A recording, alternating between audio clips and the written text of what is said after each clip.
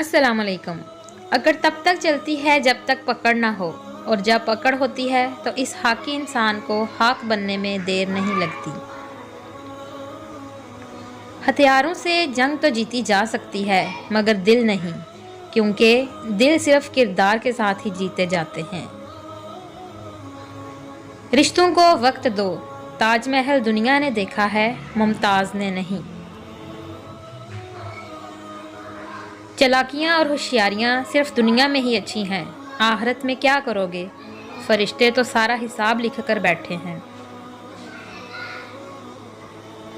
कुछ बातें ऐसी भी होती हैं जिनका जवाब सिर्फ खामोशी होता है। वाबस्तगी ऐसी और इतनी ही रखें कि काबिल बर्दाश्त रह सकें, क्योंकि इंसान उकताते बहुत जल्द हैं।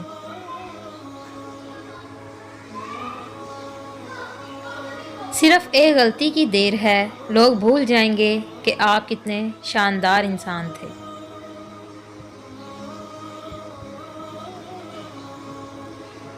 ज़रूरत की चीज़ जब ज़रूरत से ज़्यादा मिले तो वो भी गैर ज़रूरी हो जाती है।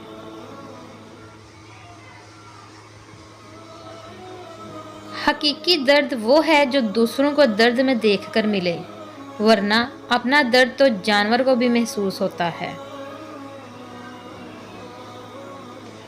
रिश्तों में मोड़ ज़रूर आना चाहिए, पता तो चले कौन आपके साथ मुड़ रहा है और कौन अपनी राह लेता है।